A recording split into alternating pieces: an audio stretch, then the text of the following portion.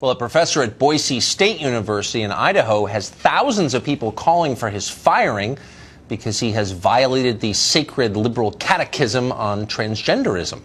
In a recent article for the Heritage Foundation and again for the Daily Signal, Professor Scott Yenor argued that transgender ideology is undermining the traditional family by affirming the right of children to change their gender, even if their parents object. A petition says Yenor ought to lose his job for saying this. So far, Boise State says his job is safe, though a dean has also issued a statement saying this rhetoric does not reflect the values of diversity, whatever that means. Professor Yenor joins us tonight. Professor, thanks for coming on. Thanks, Tuck, for having me. So can you just explain crisply what you said that was considered so controversial by Boise State? Well, it's one of those things that's almost difficult to know what precisely got everyone angry, yes. Because most people concede the point that transgender rights can undermine parental rights.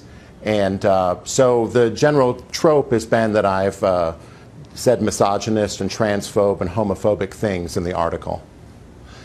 But you were just noting that if you allow a child agency, freedom to decide his or her gender, assuming you believe that's even physically possible, but if you let kids decide, then that undermines the right of parents to make decisions for the kid. So that's like a statement of fact, isn't it? It seems to be a statement of fact. I mean, it's difficult to imagine what the family could look like if there weren't parental rights and parental authority that parents would have to raise their children the way they see fit. So what kind of response did you get for saying something obvious? Well, I'm not sure that anyone ever read my article, and I've been proud of my administration for always defending my right to write on what I would like and my academic freedom. But right. At the same time, they've said that I've engaged in hate speech and that I've created an unsafe environment and that I've been uncivil. And I think that we're beginning to see at Boise State the conflict between a university that's committed to social justice and a university that's committed to rational inquiry.